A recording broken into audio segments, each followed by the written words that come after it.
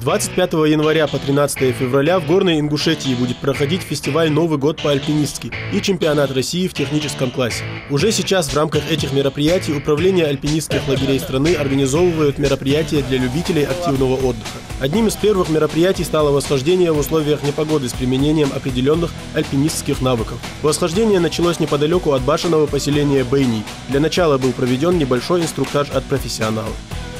Мы специально выбрали такую хорошую погоду. Солнечное время, представляете, поставили палатку, сидим. Это ж не порядок. Нужен дождь, нужен снег, нужны экстремальные условия, чтобы прочувствовать. Ну что, успеха! Спасибо. После проверки снаряжения и напутствий тренера новоявленные экстремалы выдвинулись в путь. Настроение боевое, несмотря на метеоусловия, все готовы покорить вершину. Ну что, ребята, вы готовы идти навстречу ветру? Да. А не боимся снегопада? Нет. А не боимся ветра? Нет. Тогда вперед! Гип-гип! Ура! Гип-гип! Ура! Гип-гип! Ура! Ну что, потихонечку, медленно, но уверенно. Пошли.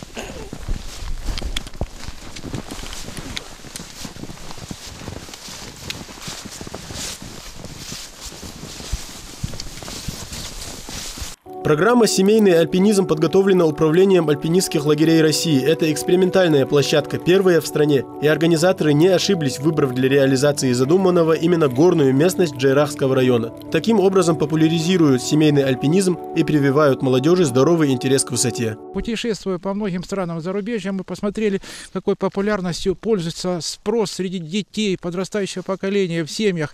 И, конечно, об этом стало известно руководству нашей компании. Мы решили опробовать эту программу. Она сейчас пользуется большим успехом. Я думаю, что она будет развиваться здесь, в Ингушетии. Огромное спасибо, конечно, и главе республики, Евкурову большое спасибо огромное. Он нам предоставил возможность, предоставил такую площадку, горы, великолепный климат, гостеприимные люди. Все хорошо. И сейчас, я думаю, мы будем развивать и дальше. Мария вместе со своими детьми приехала из Москвы в горную Ингушетию впервые, специально для того, чтобы поучаствовать в этой программе. Инициатором поездки был муж Андрей, он сам заядлый альпинист и решил заразить любимым хобби и своих родных. Я вообще никогда не занималась альпинизмом, это наш первый опыт вместе с семьей. Папа у нас занимается сейчас, он где-то далеко в горах, а мы занимаемся вот по программе. Мы начали только несколько дней назад. Вот, и в дальнейшем вместе с папой уже со всей семьей будете езжать, да? Ну, конечно. Мы очень надеемся на это. Как отреагировал отец на это? Ну, собственно говоря, это его идея, и мы эту идею всячески поддерживаем.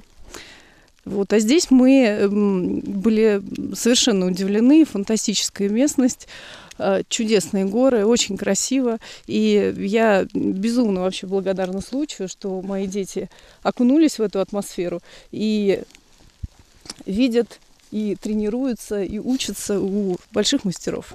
Для маленькой Ариши этот путь не из легких. Условную гонку по вертикали девочка преодолевает не спеша, при этом не теряя бодрости духа и запал на достижение конечной точки. А вот ее старшая сестра вполне серьезно планирует стать профессиональной альпинисткой. У меня вся семья занимается альпинизмом, а что касается сложности, то если ты любишь альпинизм, то ты поднимешься везде.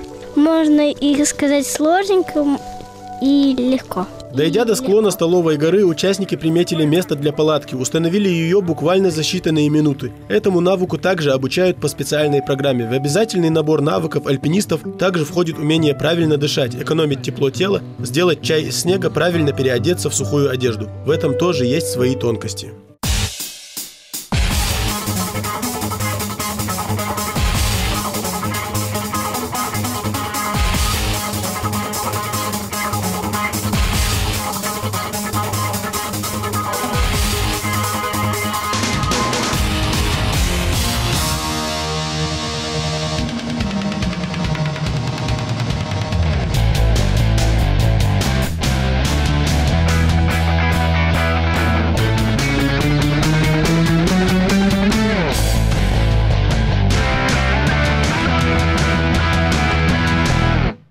А мы сейчас закончили поставить палатку. Я сейчас посмотрел, что наша группа в составе 9 человек очень быстро, оперативно справилась с этой задачей. Мы где-то минут за 5 установили палатку, укрылись в этой палатке. Снегопад нам не помеха теперь. Поэтому любые суровые условия для наших начинающих альпинистов теперь не являются преградой для того, чтобы совершать путешествия в этих прекрасных горах. Сейчас мы согрелись в палатке, мы позавтракали, развели примус, да. Теперь собираемся обратно сворачивать лагерь, отрабатываем это, и потихонечку в этом снегопаде будем сейчас перемещаться дальше по нашему маршруту. У нас еще поставлена задача передвижения по снежным склонам. Потом внизу нас будет ожидать, конечно, машина. Естественно, это семейный альпинизм, поэтому он не такой спортивный, он щадящие формы носит, имеет, для того, чтобы люди получали удовольствие. Пребывая в горах, люди должны уносить с собой частицу этой романтики, частицу дружбы, частицу этой радости, которые дарят нам окружающая природа и эти чудесные горы. Я думаю, что мы выполнили задачу, люди все довольные и счастливые. Сейчас готовим собирать нашу палатку. Палатка очень надежная, хорошая и красивая. И будем потихонечку, медленно перемещаться в сторону нашей гостиницы. Разобрав вновь палатку, проверив снаряжение, участники начали спуск. Буран, обильный снегопад только добавили адреналина и без того нелегкому для новичков путешествию. Но спускаться всегда легче, чувствуется облегчение от выполненной задачи. Ариша тем временем уже по привычке своеобразно, даже креативно экономит силы.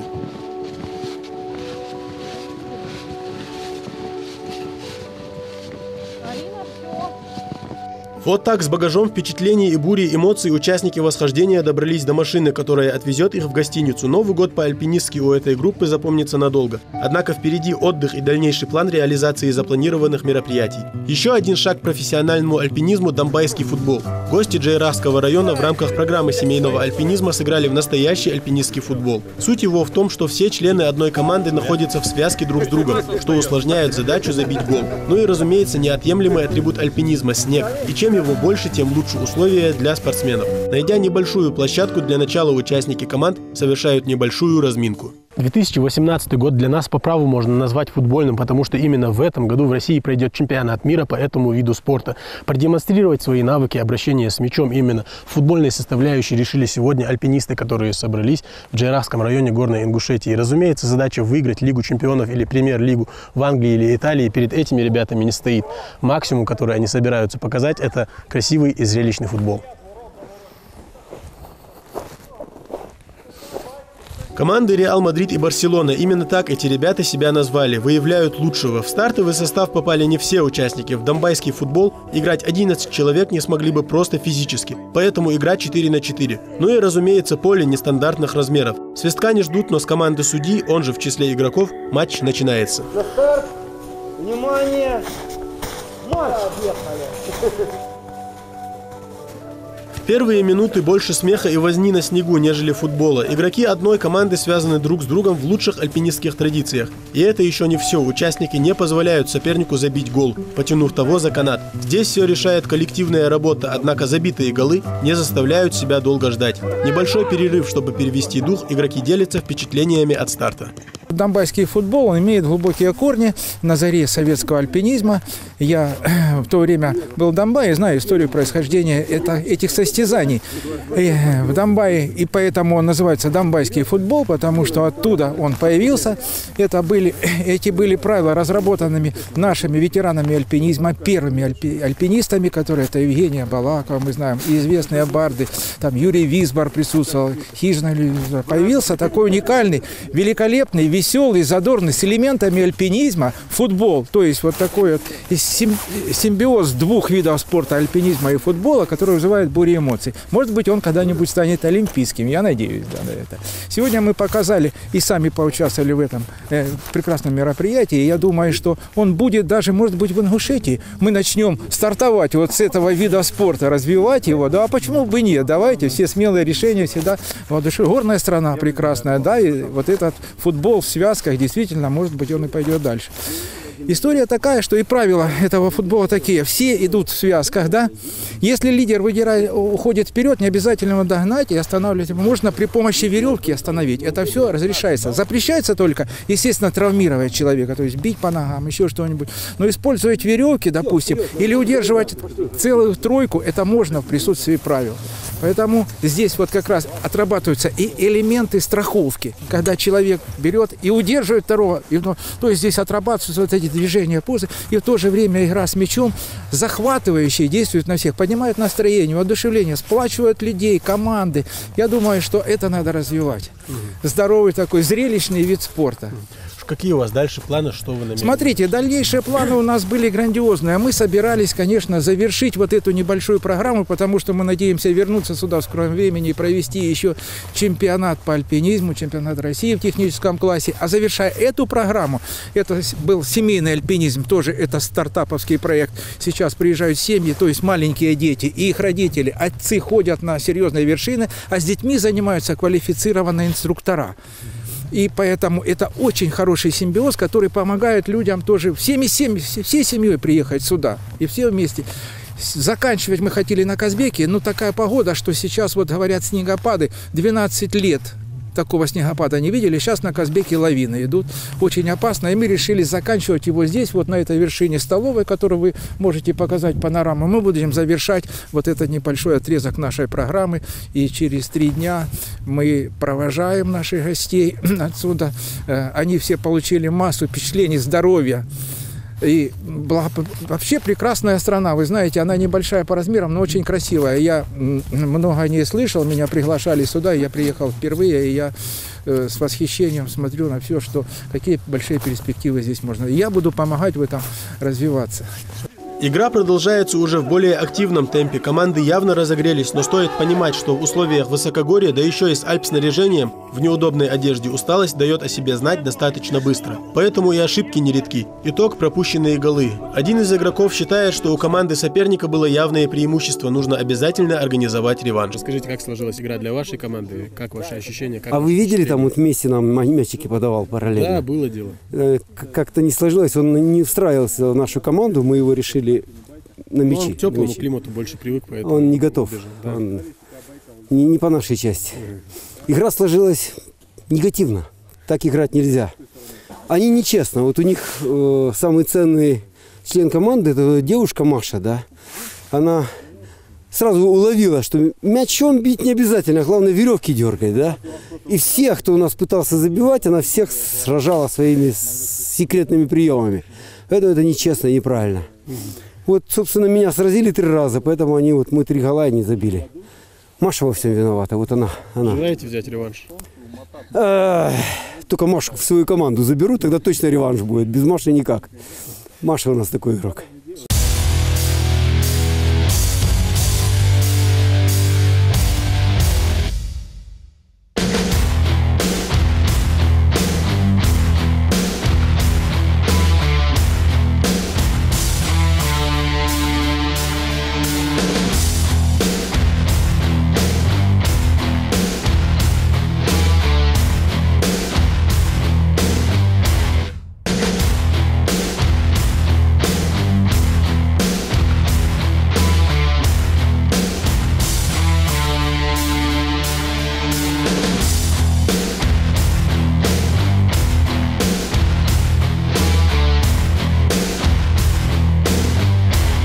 Реал Мадрид сегодня оказался сильнее соперников. Эти ребята приехали из разных регионов России. Возможность встретить Новый год в Ингушетии, да еще с такой насыщенной туристической программой, для них большая удача. А что касается игры, то здесь ощущения незабываемые.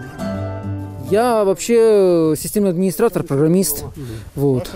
Для меня альпинизм – это хобби такое, в общем, такой драйв, который я получаю от альпинизма, я не получаю нигде. Вот. Я занимаюсь различными видами спорта, то есть и футбол, и баскетбол, и мне вообще велосипед, мне вообще нравятся подвижные виды спорта, но очень сильно нравятся экстремальные виды спорта. Я просто от них балдею. Что самое сложное в сегодняшней игре для вас было? То, что вас тянули назад, когда пытались забить гол, или выдыхались, может, быстро в условиях горной местности? Нет, дело не в этом. Выдыхаться я уже не выдыхаюсь, акклиматизация уже прошла. Дело не в этом. Донбасский футбол учит чему? Он учит тому, что ты все время находишься в связке. То есть один человек бежит, ты должен бежать за ним, ты должен его контролировать, ты должен давать ему возможность помогать ему. То есть ты всегда в связке, ты всегда ты должен чувствовать партнера. Этому учит донбасский футбол. Не тому, чтобы... Самое главное ведь не то, чтобы забить мячик. Мячик это забить, это дело второе. А самое главное это почувствовать партнера. Этим донбасский футбол и хорош. Какие впечатления вообще от игры? От игры великолепные впечатления. Я очень люблю футбол. В Ингушетию попал первый раз. Очень очарован этим местом на Кавказе. Потому что Кавказ я достаточно давно знаю. Ну, в основном Кабардино-Балкарию, Карачаево-Черкесию. Вот. Я из Волгограда, инструктор по альпинизму, занимаюсь промышленным альпинизмом.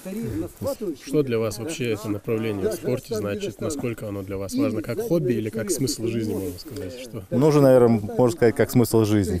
Если учесть, что первый раз, можно сказать, я провел Новый год вне семьи в горах Ингушетии, это уже смысл жизни. Вот что касается футбола, который вы сегодня играли, вы, наверное, не новичок в этом направлении, скорее всего. Расскажите, в чем его сложности, в чем его отличительные особенности от других видов спорта и в чем его прелесть? Ну, сложность в том, что приходится бегать, как правило, это в зимнее время играется в футбол. А вот в альпинистском снаряжении достаточно тяжело физически, особенно если это происходит в высокогорных районах. Но прелесть в том, что есть возможность для вариаций. Вы сами видели, что можно придержать напарника, своего выдать. Интересная игра. Ваши впечатления от игры, от вашей команды и от команды соперников? Ну, команда соперников у нас сильная. Начали нас выигрывать, мы собрались. И после этого победил молодость.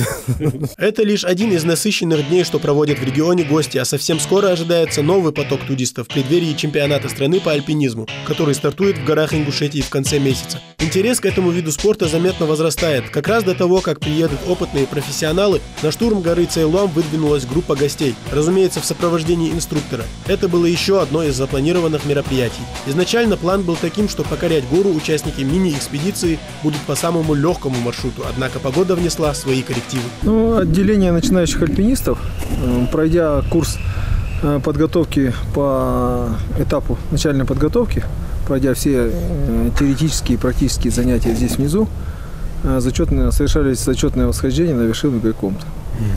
Значит, по плану у нас планировалось, учитывая короткий зимний день, что мы совершим одну ночевку на подъеме и одну ночевку на спуске. Ну и сразу же на следующий день выпал этот очень серьезный снегопад. Поэтому для участников восхождения это была серьезная школа выживания, серьезная школа альпинизма.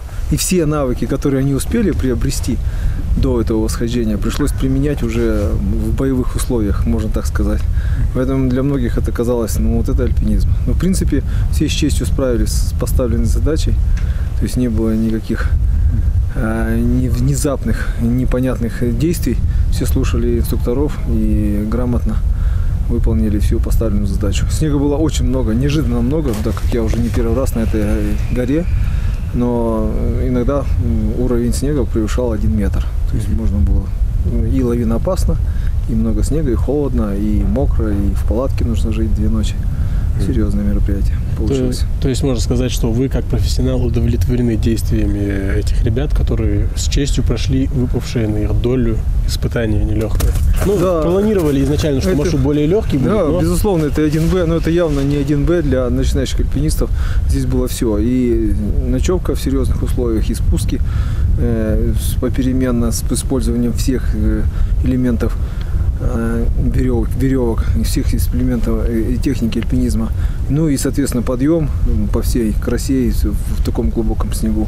Конечно же, и ребята с поставленной задачей справились очень ответственно, правильно, хорошо. И не было таких действий, когда кто-то бы сказал: я не могу, ничего не знаю, и уже все, ребята, тащите меня отсюда. До начала чемпионата страны по альпинизму осталось не так много времени, и чем больше людей узнают о туристических возможностях нашего благодатного края, тем лучше и для нас, и для гостей. Встречать туристов Ингушетия умеет, и нам определенно есть что показать даже самому взыскательному гостю.